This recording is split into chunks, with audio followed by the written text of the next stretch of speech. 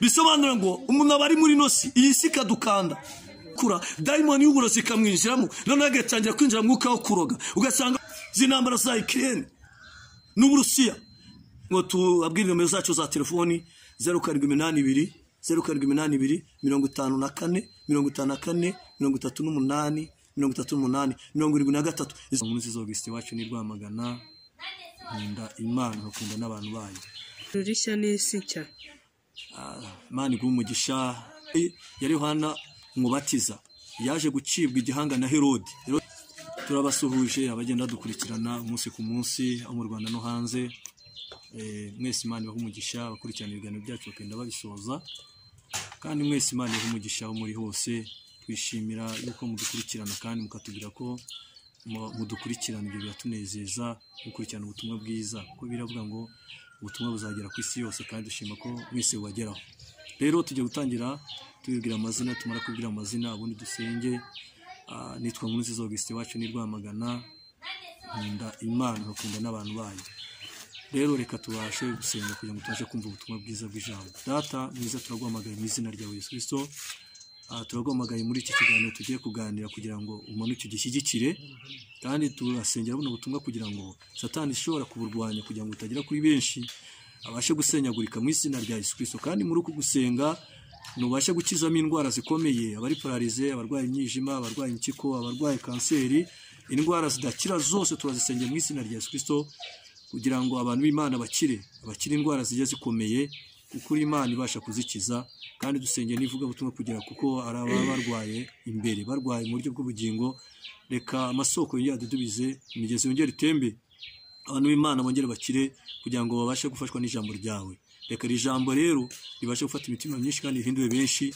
rikize indwara ziye zikomeye ribashe kubaka ingo zazisenyutse subake abantu bose abari mu byaha bigiye bitandukanye babivemo kugira ngo bashe kwakira iby'ubwami bwawe bakire n'iby'ubugingo ndabizi neza ko twebwe kuvuga nuko wacu ariko gukora n'ukwawe nzi kuje gushyigikira ijambo kandi ukariha umwanya waryo kugira ngo ribashe kujya mu mitima ya benshi abagenda badukurikirana bazi ururimi tuvuga ndetse abanyarwanda barundi ndetse n'isi yose abagenda bumva runo rurimi reka rino jambo ribashe kubafasha kandi ribashe kubakomeza mu izina rya Yesu Kristo amen reka rero twakira ijambo ry'Imana tudatinze iri mu byahishuwe igice cya 21 umurongo wa mbere arabanza dusomere titire maze tuvugeho gatoya ubundi arakomeza no kuri uwo murongo karibu yego ibyahishuwe igice cya 21 umutwe w'amagambo uragira uti iby'ijuru rishya n'isi nshya Imana igumugisha titire avuga ngo iby'ijuru n'isi nshya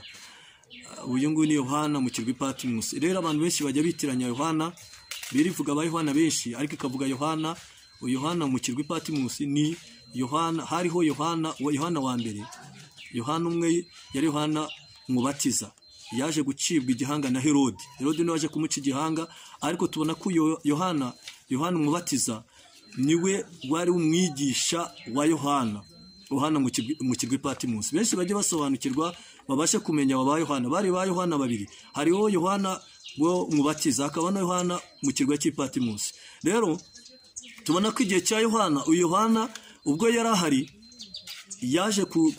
yaje kubineguza ya Yesu niwe watije Yesu Yohana mu kirwa Patmos amaze kumubatiza byaje kuba ngombwa ko ajya muri gereza na amateka maremare yo kuntu Herode na Herode atemeraga umubano wabo noneho biza kuba ngombwa ko uyu Herode aza kumugambanira bituma Yohana ashyirwa muri gereza uyu rero Yesu amutumyeho Yesu nibwo yamutumyeho nako Yohana tumaho Yesu aramubwira ati genda ubwire Yesu mubwire ibibabaro n'agahinda mfite aramubwira ati usibye n'ibyo no kuburi muri gereza bazaguca n'igihanga uyu rero Yohana Mubatiza yaje gucibwa igihanga ariko uyu Yohana yaje gukomezanya na Yesu aba umwe mu ntumwa za Yesu 12 rero ahangaha tubona Bibiri dusobanura ko ari cyari igihe cy'akarengane Bibiri sobanura ko ari ntumwa yari isigaye kandi byasobanuraga ko ari ntumwa ndibuka igihe kimwe Yesu yavuze hari intumwa ebyiri hari intumwa Yakobo hakaba n'intumwa Yohana bose basaga nk'arabavandimwe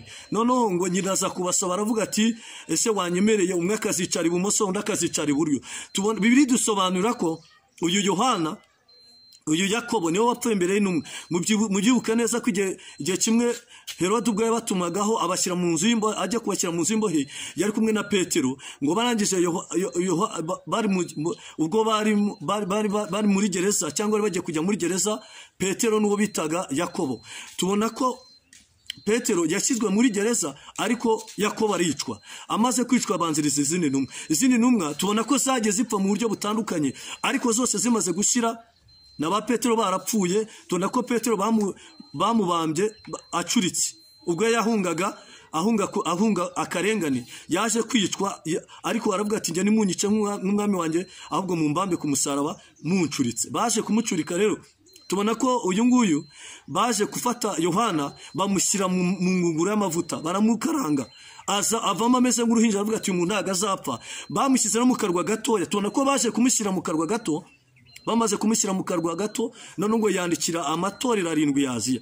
Rero naryo biri mu itorero ryandikiye ubwo yandikaga kino gitabo cy'ibyahishuwe. Tumva ngo ijuru rishya n'isi nshya, niko titire yatubwiye, niko yatangiye ivuga. Ku murongo wa mbere batubwiye ngo iki? Mbona ijuru rishya n'isi nshya.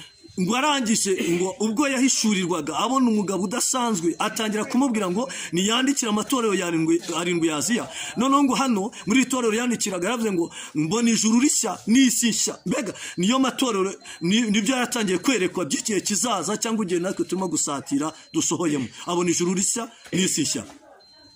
Kuko ijuru rya mbere n'isi ya mbere byari byashize. Bibiliya isobanura ngo ijuru ngo isi ya mbere, kuko ijuru rya mbere n'isi ya mbere byari byamaze kuvaho. Yego. N'inyanja yari itakiriho. N'inyanja nayo yari itakiriho. Mbona ururembo rwera. Ngo arangije ngo ariko ari mu mwuka ahishurirwa ururembo. Mbona ururembo rwera Yerusalemu. Abona ururembo rwiza rwa Yerusalemu. Rushya rumanuka ruva mu ijuru. Ruva ku Mana. Yego. Rwiteguwe nk'uko umugeni arimbishirizwa umugabo we. Ngo rwari rwiteguwe nk'uko umugeni arimbishirizwa umugabo we. Numva ijwi rirenga. Arangije yumva ijwi rirenga. Arivuga riti. Riri kuri ya ntebe rivuga riti. Dore ihema ry'Imana riri hamwe n'abantu. Riri kumwe n'abantu. Kandi izaturana nabo. Nabo bazaba abantu bayo. Kandi icyambere bazaba abantu bayo. Nabo bazaba abantu bayo, kandi Imana ubwayo izabana nabo.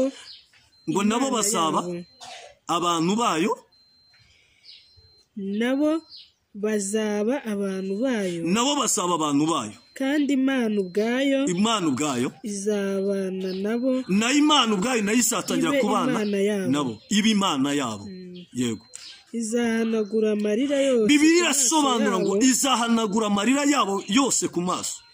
Kandi urupfu ntiruzaba. Bibiliya irasobanura ngo urupfu ntiruzongera kujya gute? Kubaho ukundi. Ntiruzongera kubaho ukundi. Kandi umuborogo cyangwa gutaka cyangwa kuribwa. Umuborogo cyangwa gutaka cyangwa kuribwa.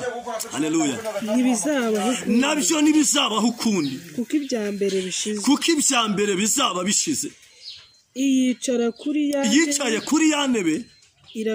Iravuze iti. Dore byose bihindutse bishya. Kandi iti. Andika kuko ayo magambo. Abwira Yohana ngo andika kuko ayo magambo ari iki? Ari ayo kwizerwa kandi ari ay'ukuri. Yego. Kandi iti. Birarangiye. Kandi byose birarangiye. Nije Aleluya na Omega. Nije Arufa ndetse n'iki na Omega. Nkabitangiro nkaba n'iherezo. Ufite inyota nzamuhera ubuntu. Amazi yo kunywa. Yego. Ku isoko y'amazi. Nzamuhera ku isoko y'amazi y'ubugingo. Unesha azaragwa byose. Kandi umuntu unesha azaragwa byose. Nanjye nzaba Imana ye nawe. None biravuga ngo nawe azaba Imana ye, nawe azaba ubwoko. Yego. Ariko abanyabwoba. Bibiliya irasobanura ngo ariko abanyabwoba. N'abatizera. N'abakora ibizira. N'abicaranye n'abasambanyi. Soma neza. N'abicarana n'abasambanyi. Hari ukuntu umuntu abantu bicarana n'abasambanyi nabikora akakicarana nabo. N'abarozi. Ndetse n'abarozi. N'abasenga. Ibishushanyo. N'abanyabinyoma bose. Ndetse n'abanyabinyoma bose. umugabane wabo uzaba mu nyanja yaka umuriro, umugabane wabo uzaba mu nyanja yaka umuriro n'amazuku, yego, ariyo rupfu rwa kabiri. Nshuti yanjye, ndagira ngo ubwire, hari urupfu rwa mbere hakaba n'urupfu rwa kabiri. Urupfu rwa mbere ni igihe umuntu aba apfuye. Nshuti yanjye, ndagira ngo tukubwire, urupfu rwa mbere hari igihe unajya avuga ngo imeruka, ngo si imeruka izaba ryari, bakavuga ngo imeruka izaba ryari, ngo imeruka ngo bimeze gute, ariko buri muntu wese ashobora kugira imeruka. Kari umuntu wese yagira imeruka. Imeruka y'umuntu ni igihe umuntu aba apfuye, ariko yamara gupfa ahita atangira kwigira kubazwa.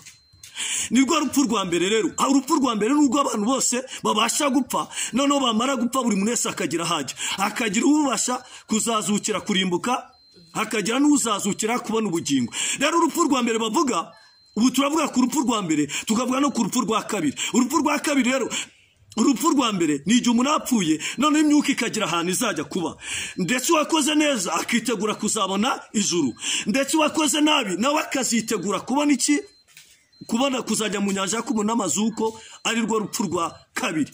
Noneho bigenda bite? haza umwe wo muri abo bamarayika, yego, haza umwe muri abo bamarayika barindwi, bari bafite za nzabya zirindwi, zuzuye ibyago birindwi by'imeruka. Avugana nanjye, aravugana nawe, aravuga ati, ngwino nkwereke umugeni. Haleluya. umugore w'umwana w'intama, anjyana ku musozi munini, amujyana ku musozi munini kandi muremure cyane, ari mu mwuka, anyereka ururembo rwera. Haleluya. Amwereka ururembo rwera Yerusalemu, rumanuka ruva mu ijuru, ruva ku Mana, rufite ubwiza bw'Imana. Kurabagirana kwarwo n'ukw'ibuye ry'igiciro, kwasaga nk'ukw'ibuye ry'igiciro cyinshi cyane, nk'ibuye ryitwa yasipi, ryasaga nk'ibuye yasipi, ribonerana nk'isarabwayi ryera cyane, rufite inkike nini kandi ndende n'amarembo 12, no ku marembo hariho abamarayika 12, no ku marembo hari abamarayika 12, kandi handitsweho amazina y'imiryango 12. Bisobanura aya mazina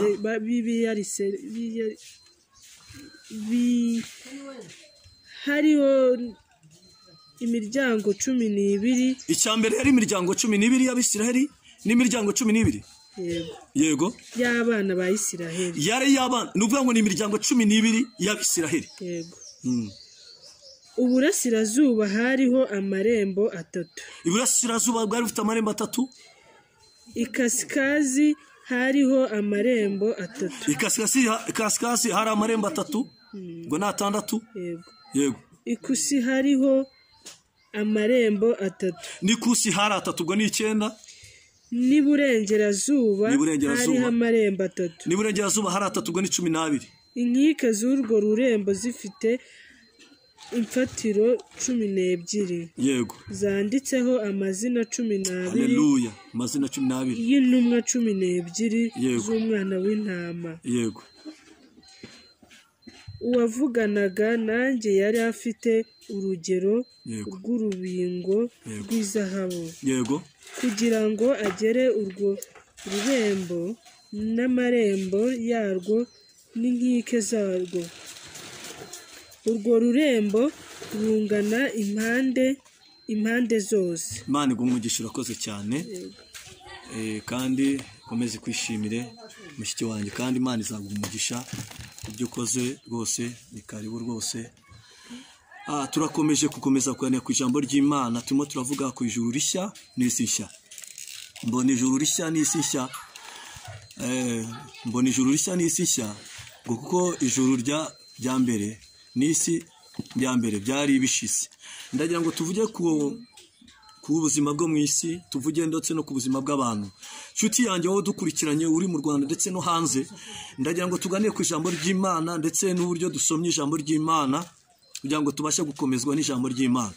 Akenshi na kenshi iyo turi mu buzima bwa hano mu isi, uzasanga abantu batarimo kuvuga ko hazabaho urubanza. Akenshi urubanza ntabwo abantu babona urubanza. Iyo dukurikirana tubona abantu batazi ko urubanza ruriho. Nshuti yanjye, waba uri mu Rwanda, waba uri hanze, aho waba uri hose, ariko urubanza rurahari. Uko byagenda kose urubanza rurahari. Ndetse buri muntu wese azicara ku ntebe y'imanza, acirwa urubanza rw'ibyo yakoze. Ari byiza umuntu yakoze akiri mu buzima bwo mu isi, ibyiza wakoze nibyo uzabazwa, ndetse n'ibibi byose wakoze nibyo uzabasha kubazwa. Kandi buri muntu wese azagenda abazwa akurikije avuga ngo imbere ye hazaza ikara. Uru rupfu rwa mbere Bibiliya igenda isobanura ni uburyo umuntu ubundi habaho kuvuka hakaba no gupfa. Iyo umuntu avutse ndetse yitegura no kuzapfa, ni ukuvuga ngo wabica ku ruhande, wabyemera utabyemera, uko byagenda kose buri muntu wese azapfa. Rero Bibiliya isobanuye hano mu Byahishuriwe 11 ngo arangije yerekwa ngo ijuru, ngo yerekwa urupfu rwa mbere, ngo yerekwa n'urupfu rwa kabiri. Amaze kwerekwa urupfu rwa mbere, bisobanura urupfu rwa mbere cyo Bibiliya tusobanuraho ni umuntu kuba avutse ariko igihe cyagera. Ubundi tubona abantu, iyo tubona abantu buryo umuntu avuka, ariko yamara kuvuka ndetse akabaho. Hari n'umuntu upfa akiri umwana akamara kuvuka, ariko yamara kuvuka akahita apfa. Ugasanga umwana aravutse, ariko muri uko kuvuka ukabona muri uko kuvuka hari n'inda zivamo. Ndetse hari n'umwana upfa. Akenshi na kenshi umwana apfuye akiri mutoya, apfa atarakora ibyaha, apfa ataranduzwa na kamere ngo kamere zimwanduze. Ugasanga mu buto bwe ahise apfa. Akenshi uwo mwana iyo apfuye bafite ahantu bajya kubera ko batarakora icyaha. Ariko iyo tubona umuntu uko agenda akura, kamere zigenda zikura mu muntu, akagenda kamere zikura. Ubwo kamere igenda ikura, uko igenda izamuka niko agenda noneho ayoborwa na kamere. Ugasanga umwana uko agenda yinjira mu myaka niko isi igenda imukurura. Ugasanga umwana uko agenda akagira imyaka 5, ariko ugasanga akagira imyaka 6, ariko ugasanga atangiye kujya agira umujinya, akagira uburakari. Uzasanga abana bakiga mu mashuri matoya, ugasanga abana barimo bararwana bafite umujinya mwinshi. Uko agenda akura rero niko agenda Satani amukuru. Reka tuvuge kuri iki kintu. Akenshi na kenshi iyo umwana yavutse, havuka n'umudayimoni wo kumugerageza. Uko umuntu avutse hari n'umudayimoni wo kumugerageza uvuka. Uwo mudayimoni rero inda y'igise ukwezi kumwe, na mudayimoni aratwitaka nawe akabyara inda y'ukwezi kumwe. Yagira amezi 2, iyo nda y'amezi 2 nayo igira amezi 2. Yagira amezi 3 nayo ndikagira amezi 3. Yabyara dayimoni nayo ifite uburyo bwose ibasha kugira, mbega ikoresha uburyo bwose izana umuntu bangana. Kenshi na kenshi umuntu afite dayimoni bangana, imuzi neza, bitozanyije kuva mu butoya. Niba uzasanga umwana muto agifite kamere, ugasanga umwana arimo ararwana, ariko akarwana akiri umwana mutoya. None wa mwana yamara kurwana, uko agenda akura nawe akagenda kuza kamere. Uzasanga wa mwana ukabona arimo arakuza, ukabona umwana atangira kwiba, agafata amafaranga y'iwabo, ugasanga aragenda amafaranga y'iwabo akayiba. Ugasanga amafaranga arimo arayiba, yamara kuyiba niya dayimoni ibimurimo imugerageza, ugasanga ariba. Uzasanga umwana mutoya atangiye gukora ingeso zo gusambana akiri muto. Nuko ngo niya dayimoni bangana, agatangira gusambana akiri mutoya, ariko akabikora atabizi, ariko agabikora. Ugasanga wa mwana dayimoni, kuko dayimoni murimo, ugasanga wa mwana uko agenda akura, ugasanga ararwana.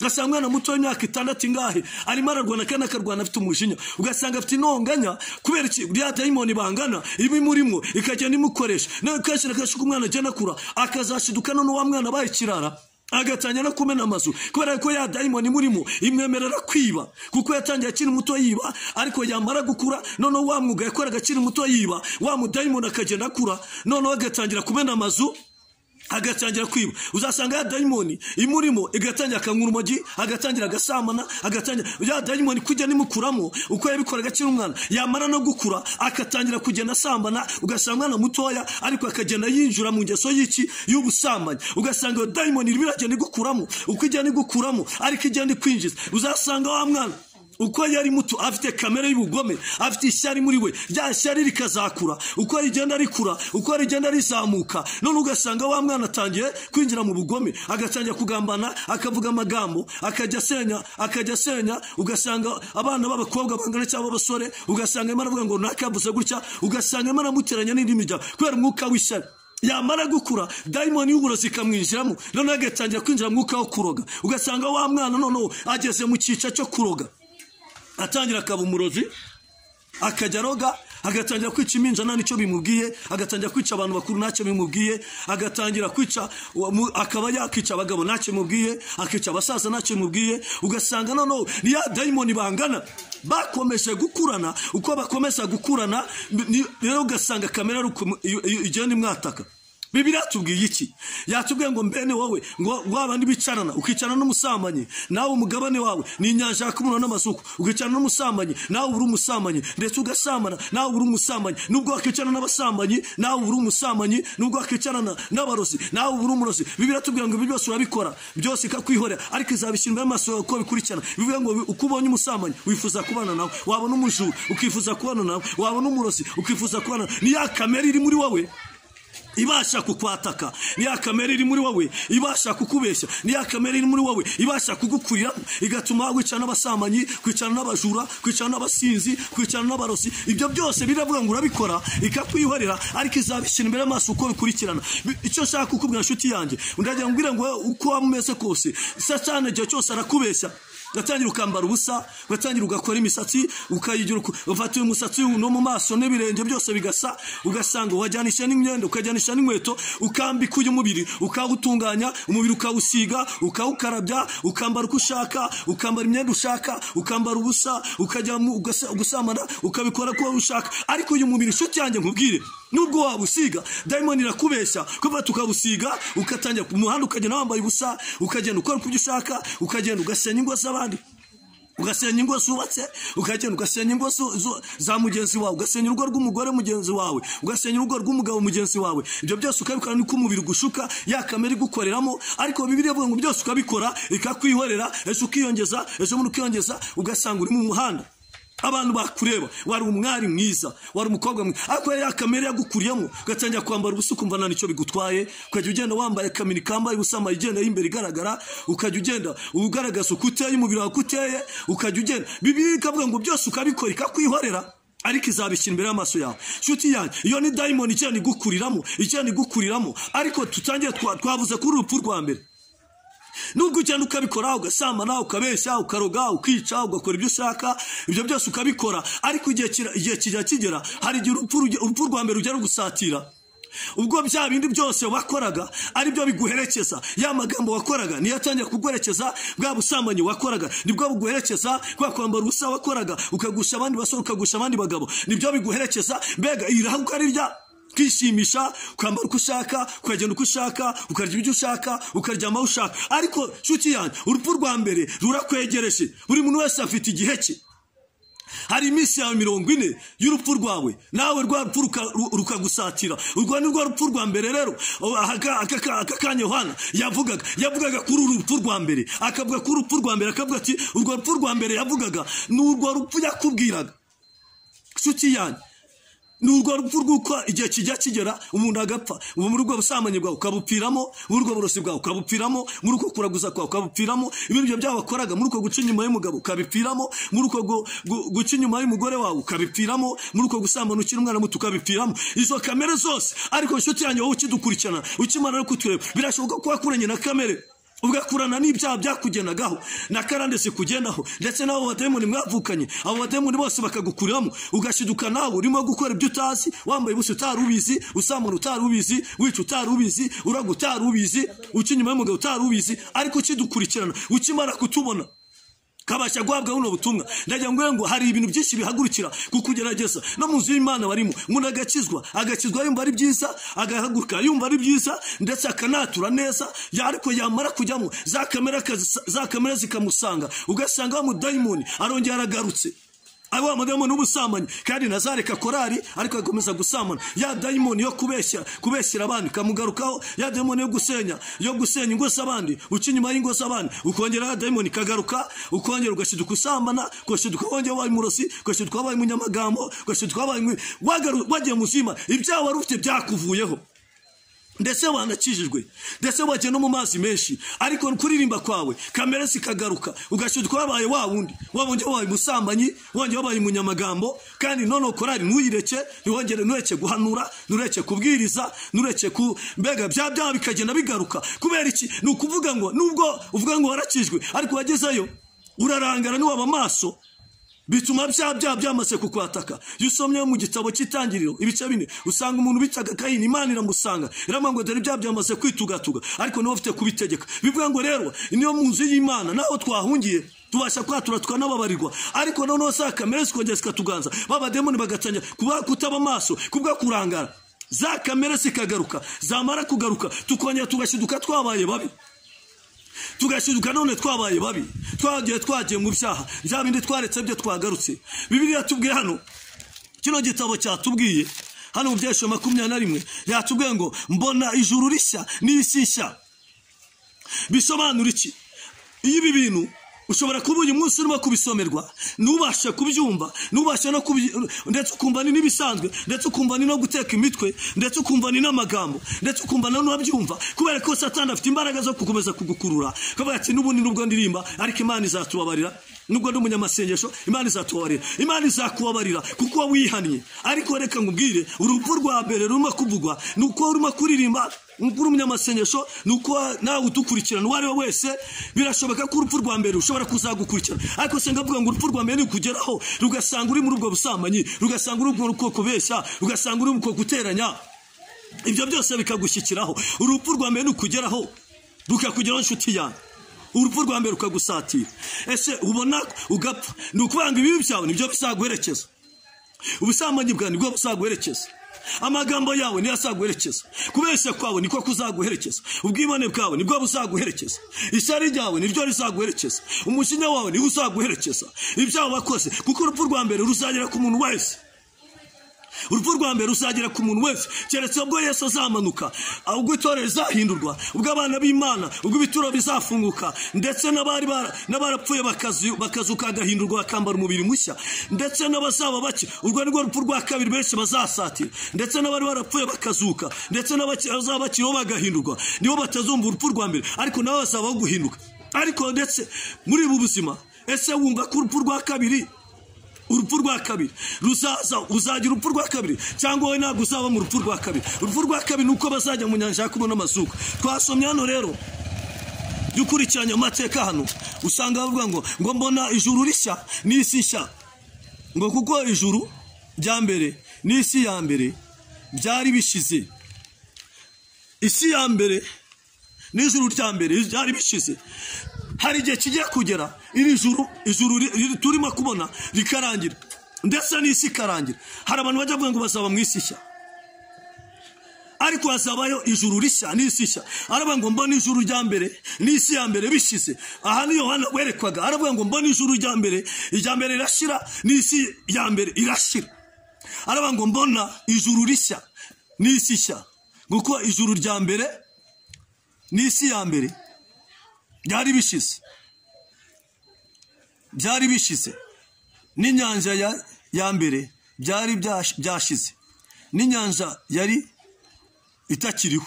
Mbona ururembo rwera Yerusalemu, haleluya, mbona ururembo rwera Yerusalemu nshya rumanuka ruva mu ijuru ku Mana, rwiteguye nk'uko umugeni arimbishwa, nk'uko umugeni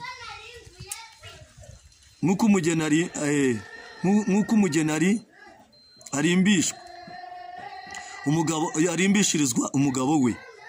Numva ijwi rirenga rivuye kuri ya ntebe rivuga riti, dore ihema ry'Imana riri hamwe n'abantu, kandi izaturana nabo, haleluya, nabo bazaba abantu bayo, kandi Imana ubwayo izabana nabo ebe Imana yabo.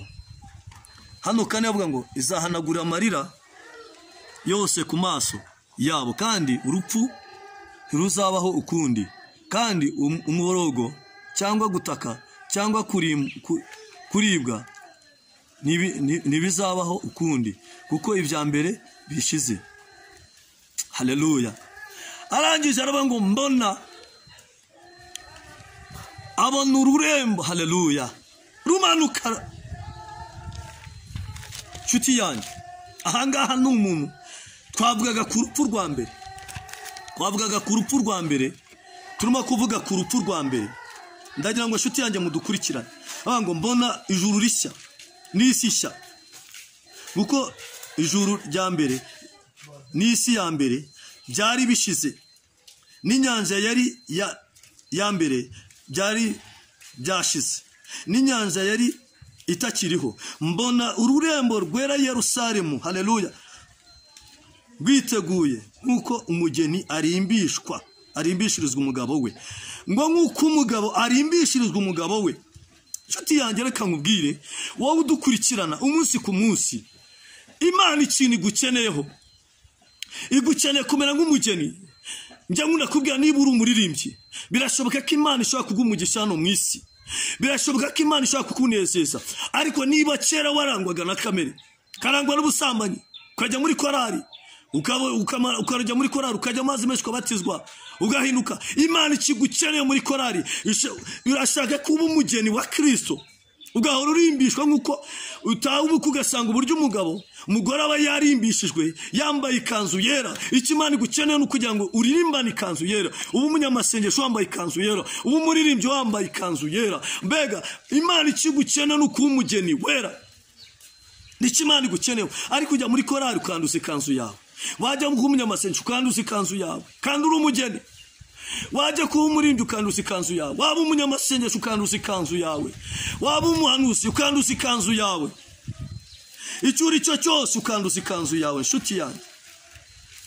Ariko arangije aravuga ngo nta kindi kintu Imana igushakaho, ikeneye ko niba uri umunyamasengesho ukomeza kurimbisha ikanzu yawe, ikanzu yawe igakomeza ikera, nubwo uca mu bikomeye, nubwo uca mu ntambara, nubwo hari ibiguhiga, nubwo ukennye, nubwo wambaye ubusa, ariko ntabwo wemerewe kwambara ubusa ngo ujye gusambana kugira ngo ubone ibigutunga. Biravuga ngo ntugatinye icyica umubiri, dutinye icyica ubugingo, bigatuma ikanzu yawe yandura, ukajya gusambana, ukajya guha amagambo, ukajya kubeshya, ukajya gukora ibyaha, kandi ukumva ukunze n'umurimo w'Imana, ukunze kuririmba, ukunze guhanura, ukunze gusenga, ukunze kuba bishop, ukunze kuba umushumba, ukunze kuba pasiteri, ukunze kuba iki, ariko ukabusanga ikanzu yawe urayanduza. Twese turi abageni ba Kristo.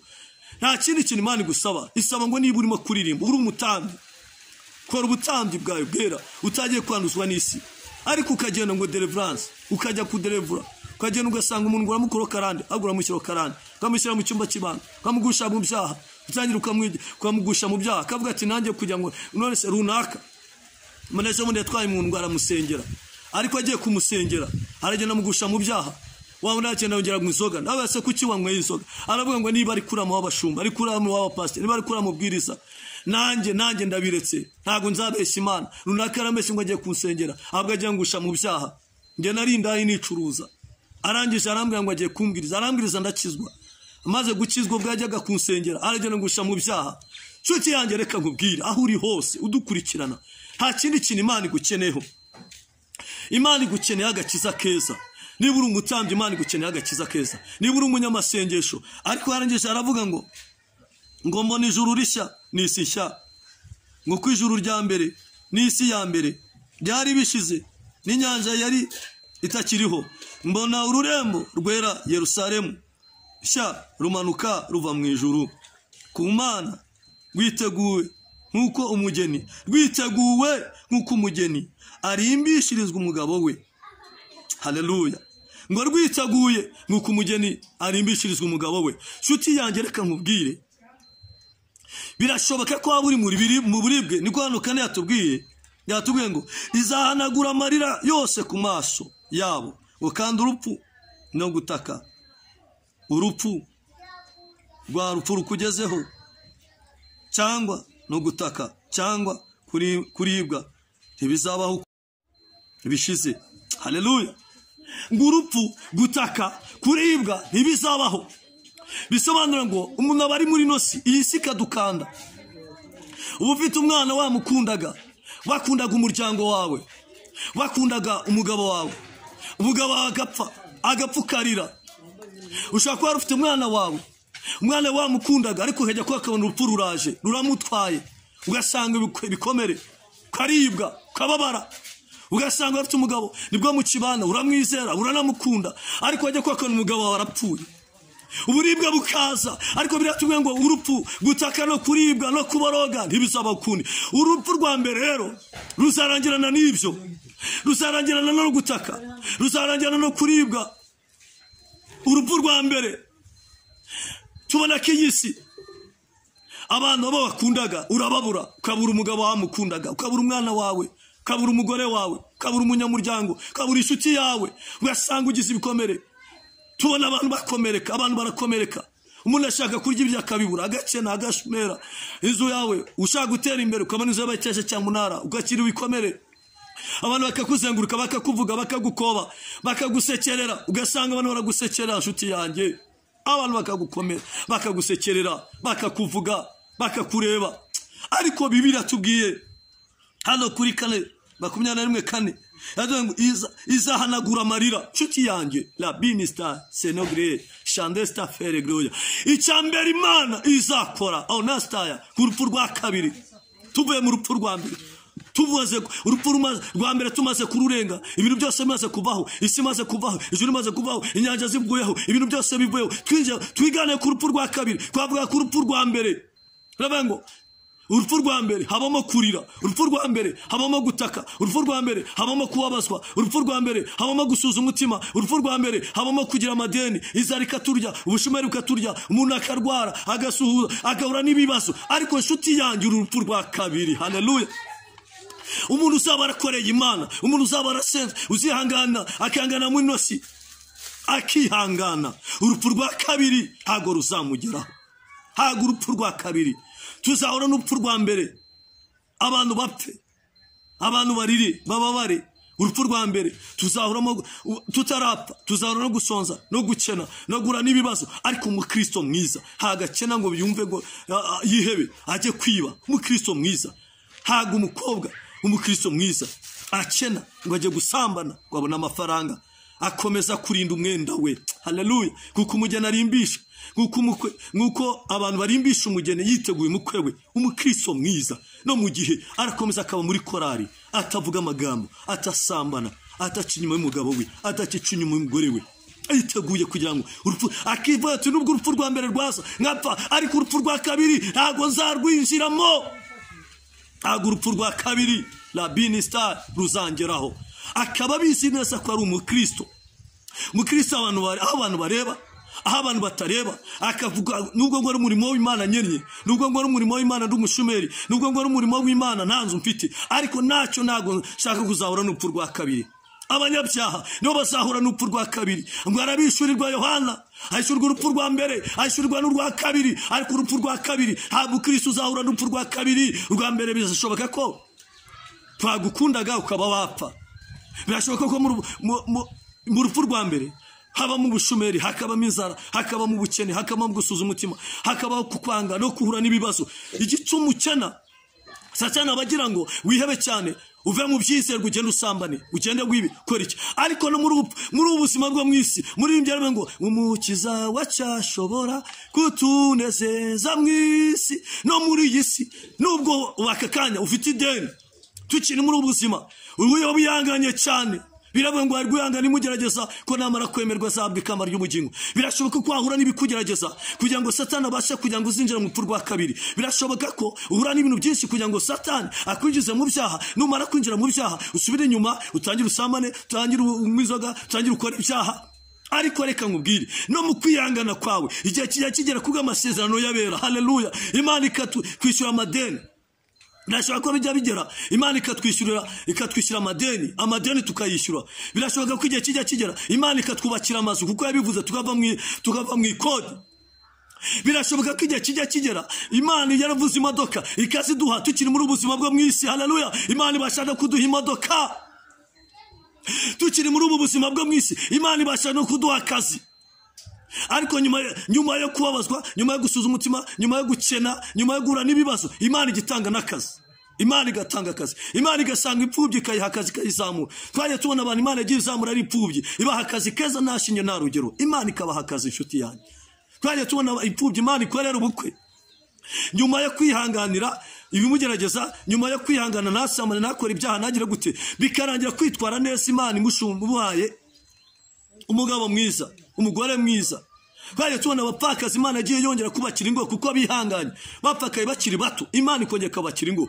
Nshuti yanjye ibyo Imana yakubwiza bisohoza tukiri muri ubu buzima. Ariko Satani icyo ashaka ni ukukwicira mu nzira, kugira ngo urupfu rwa mbere nirumara kujya urupfu rwa kabiri ruzarwinjira. Nshuti yanjye umuntu yamaze gupfa ntago agaruka mu isi ngo atunganye ibyo atatunganyije, ntago agaruka ngo yature, ntago agaruka ngo yature kuroga, ntago agaruka ngo yature ubusambanyi, ntago agaruka ngo yature ibyaha, ntago agaruka ngo yongere yature. Ruvuga ngo urupfu rwa mbere iyo umuntu yamaze gupfa ibyo biba birangiye, yitegura kuhura n'urupfu rwa kabiri. Ese iyo wakoze neza nanone witegura kuhura n'ubugingo buhoraho, urupfu rwa kabiri.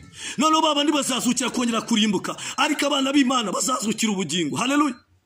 Nshuti yanjye turimo turasatira umusozo, ariko ndimo ndakubwira ngo nshuti yanjye hano kane yatubwiye 21 byashuwe kane izanagura amara ku maso. Nshuti yanjye bijya bishoboka ko kwihangana k'umukristo ikibasha no kumanagura amara ku maso. Uko byajana kose, ubukene wabamo, ubushumeri wabamo, inzara wabamo, Imana igeze ikaguha akazi ugasanga bya bibazo birashize. Izanagura amarira ku maso, izanagura amarira yose ku maso yabo, kandi urupfu tiruzabaho ukundi, kandi urupfu nshuti yanjye ntago ruzabaho ukundi. Kandi umuborogo cyangwa gutaka cyangwa kuribwa ntibizabaho ukundi, kuko ibya mbere bishize. Nshuti yanjye ibya mbere birashize. Nshuti yanjye hari ubuzima warurimo, hari ubukene warurimo, hari ubushumeri warurimo, hari inzara warurimo, wabonaga umeze nk'upfuye, wabonaga ibyago byakugezeho, wabonaga intambara zakugezeho, wabonaga urugamba rw'urugamba. Ariko ibya mbere birashize, kuko ibya izanagura gutaka kuribwa kuboroga ntibizaba ukundi, kuko ibya mbere bishize. Haleluya. Nshuti yanjye ibya mbere birashize. Gatarabango dore icare kuri ya ntebe iravuga iti dore byose ndabihindura bishya. Haleluya. Nshuti yanjye ijambo riravuga ngo dore byose irabihindura bishya. Abantu bakubonaga kumeze nk'upfuye, abantu bakubonaga ko ushonje, abantu babonaga ko inzara kugezeho, ariko ngo dore byose byakugezeho. Nshuti yanjye la binista senodra ngo byose irabihindura bishya. Birashoboka ko ari warabaye nabi, birashoboka ko inzara yarakwishe, birashoboka ko bakuvugaga, birashoboka ko bagukobaga, ufite ibikomere, ufite inzara, ufite ibibazo, uvate yo abacu banje bakiriho nakabaye mese gutya. Dore tuma turasatira nibihe bikomeye, turasatira ibihe byuko umuntu atekera avuga ati yigira papa nararyaga nkanywa none nawe ukiriho. Dore ubu bibazo biranyishe kubera kuri impfubyi, ibibazo ari ibibazo, ndetse ugasanga birashoboka ko wafite umuryango munini ariko ufite ibikomere. Ariko nshuti yanjye nongera ngutangarize, hago ari cyo gihe cyo guhanwa n'ibikomere, nicyo gihe cyo guhangiziye guhanagura amarira ku maso, gutaka no kuboroga. Hago bizaba kundi ngo dore byose ibyari bikuriho ije kuhindura bishya. Yanza nari kuriho, Imana ije kukubaka. Birashoboka ko abantu batakuvuganiye, ugasanga abandi barabubakiye babaha amazu, wowe urimo urakodesha urasembera, uvuga wabuze ukurenganura, kandi abaye bose barashize, ariko ntufite ukurenganura. Ariko nshuti yanjye nkubwire byose byemerera Imana ishe kukurenganura, kuko iravuze ngo dore ibya mbere byose irabihindura bishya, n'ibya kera birashize. Birashoboka ko nta munyamuryango, birashoboka ko nta ufite, birashoboka ko nta muntu kwitayeho, ariko Imana ije kuhindura bishya. Kwa gutaka kuribwa, birashoboka ko ufite ibikomere, yaba iby'imbere yaba n'iby'inyuma, ariko ngo do ibikomere kuribwa gutaka byose ilobinistaya ije kubihindura bishya. Nshuti yanjye hari ibintu bigiye guhinduka bishya ibya kera. Ahubwo ngakubwira ngo uru rupfu rwa kabiri ntiruzagusanga ukiri mu moko. Urupfu rwa kabiri rwa mbere nako urupfu rwa mbere ruzasanga ukibere mu moko, ruzasanga ukibere mu busambanyi, ruzasanga ugifite inzangano, ugifite amacakubiri, ugifite gutoranya, abantu abavugisha, abasina abavugisha. Reka ngubwira nshuti yanjye ibyo byose nibiba igihe cyawe cyo gupfa kikagera, urupfu rwa kabiri narwo ruzakugeraho. Abantu urupfu rwa kabiri tuvuga ni abantu bazongera bajya urupfu rwa mbere ni abantu bose bagiye gupfa nibamara gupfa noneho hakazabaho urundi rupfu rwa kabiri urupfu rwa kabiri ni abantu bapfuye imyuka yabo ikagaruka bakongera bakazukira kujya mu nyanja y'akabunu n'amazuku ariko urupfu rwa kabiri abana b'Imana abakristo ntabwo bazajya mu rupfu rwa kabiri kuko bazazukira ubugingo haleluya mbona yicaye kuri ane biravuga ngo dore ibya mbere birashize ngabona ururembo Yerusalemu rumanuka ruva mu ijuru haleluya shuti yanjye ngubwire ntabwo urupfu rwa kabiri nta mukristo uzaruhura narwo Imana izatangira guhemba uburyo ivuga butumwa wakoze Imana izatangira guhemba korari waririmbye mu kwihangana ukayirimo mukennye usuzuguritse bakuvuga ukennye ariko etse ko no mwisi kwihangana kwawe Imana izaguha akazi kwihangana kwawe izakubakira kwihangana kwawe izaguha ubuzima kwihangana kwawe izagukiza ubwo burwayi ubwo iyo paralize yakuzengereje izo za diabete zakuzengereje izo za kanseri ibyo byose byagusatiriye kwihangana kwawe nuje mu bapfumu kwihangana kwawe nuje mu bapfumu iyo nda yaburengeshe igihe Yesu azaguha kubyara ko gutaka kuribwa bituma iyo nda yawe irarengeje uko kutabyara kwawe ndetse warashatse ukabarabuza urubyaro kubera kwihangana kwa tukiri muri no izagukuraho kuribwa no gutaka no kubabara iguha umwana ko kuburi mu bitaro abantu batakikwitayeho abantu bakuvuye kubera indwara umaze umaranye igihe kinini nta muntu ukikureba ariko kubwa kwihangana kwawe no komeza kwegera Imana yawe no komeza kugendana n'Imana hari igihe umuntu aba ari mu kazi ariko akagira abamurenganya ugasanga ukwezi kwame n'uhembwe ugasanga wabuze wakurenganura hari abantu bafite amasambu ariko wabuze ababarenganura ugasanga isambu barayimuriye hari abantu bafite amazu barayabarya hari abantu bafite umugabo baramumutwara hari abafite umugore baramumutwara hari abafite akazi barakamutwara hari abafite iduka barimutwara ugasanga umuntu afite ibikomere yatewe n'abandi ariko kubwo kwihangana kwawe utirwanire reka Imana ize kurwanira shuti yawe Imana izaza kukurwanirira Imana imanutse kukurwanira urupfu gutaka kuribwa ribizaba ukundi nagiye ngubwira ngo rero dusoza umugeni akeneye cyangwa ategetswe kuhora yirimbisha gutegereje umugabo we ahora ategereje ugiye cyose umukwe azazira umukwe yaza nijoro umugeni akomba kuba arimbishijwe umukwe yaza mu gitondo umugeni akomba kuba ari maso umukwe yaza saa 3 agomba kwihangana agategereza igihe umukwe agomba kuzira shuti yanjye birashoboka ko urupfu rwa mbere uzarupfa ariko birashoboka ko ushobora no kwiyanduza kugeza igihe umukwe azaza agasanga ukiyanduje waranduye yaza nakubenguke nawe ukarimuka ukazukira kuzajya mu muriro ariko utegetswe kwihangana ukahita ujya mwiyerekwa mugabo wawe yajya kukwanduza bati ahangaha ugiye kwanduza ikanzu yanjye kandi nubwo tubana ariko mfite umukwe igihe kandi azaza kwihangana wajya kunyuza ukavuga ati mugiye kwanduza ikanzu yanjye umukwe aje nona ndagira ngo inshuti yanjye utangire usezere hari igihe abantu isi yabaryohanye ariko nyir'icumbi isi barimo barayikoramo cyane barimo barakora byinshi cyane kugira ngo isi bayifate cyane binjizamo ibyaha byinshi cyane nagiye kuba mbona mu birere bine byose mbona dayimoni irahagurutse cyane mbona satani atangiye kubamo abantu ibyaha bitandukanye by'ubusambanyi n'ibindi byaha mbona atangiye kuzenguruka abantu abinjizamo ibyaha abantu batangira kwanduza amakanzu yabo barabaririmbyi abanyamasengesho n'abandi kubera ko satani yarasengurutse satani agiye gufata isi ayisengurutse cyane kugira ngo abashe kwinjizamo ibintu bituma abantu b'Imana babasha kwibagirwa iby'Imana niyo mpamvu abantu bakeneye cyane niyo mpamvu bari abashume abantu bari hasi cyane abantu niyo mpamvu ibiciro bizamuka ibintu byose bizamuka ni ukugira ngo satani ababaza abantu b'Imana batangire banamuke abakobwa batangire abiyati konshonje atangire basamane niyo mpamvu satani arimo gushaka gukanda isi cyane ariko nimuhumure ndibuka igihe kimwe Samariya ngugiye Samariya yagose byari yagoswe n'Abasiriya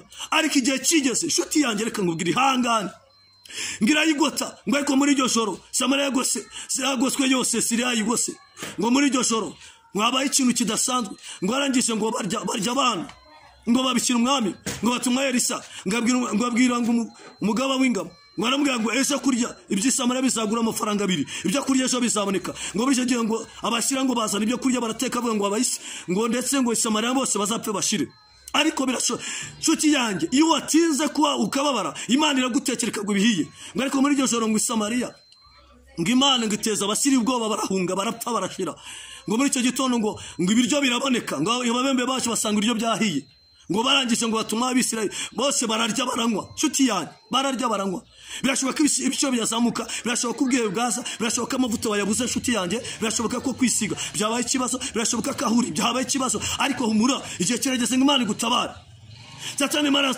arakanda abantu b'Imana abateza ubukene abateza ubushumeri abateza inzara abashyira hasi kugira ngo banamuke abateza ibibazo akabateza ubukene, akabateza ibibazo kugira ngo bibagirwe, bananuke, bacike intege, batangiye basubire bajya mu byaha, bakora ibyaha. Satani ashaka uburyo bwose yakoresha guteza abantu ubukene, ariko mu ijuru hari amafaranga. Nshuti yawe, Imana yaravuze ngo ivumbutiye igipfunsi yazaba ku isi yose. Nasomye ijambo avuga ngo umukiranutsi w'Imana azabeshwaho no kwezana muri icyo gihe, ngo ariko nasubira inyuma ntabwo Imana izamwishimira. Nshuti yanjye, icyo Imana igushakaho, igukeneye kugira ngo ubashe kurinda ikanzu yawe. Waba ushonje, rinda ikanzu yawe. Waba wari, rinda ikanzu yawe. Nshuti yanjye, wikiyanduza kuko Yesu araje, ariko kino muri ubuzima azakunezeza mu isi, azaguhana, azagukura ibikomere, akure ibikomere, akure ibikomere by'imbere, akure ibikomere.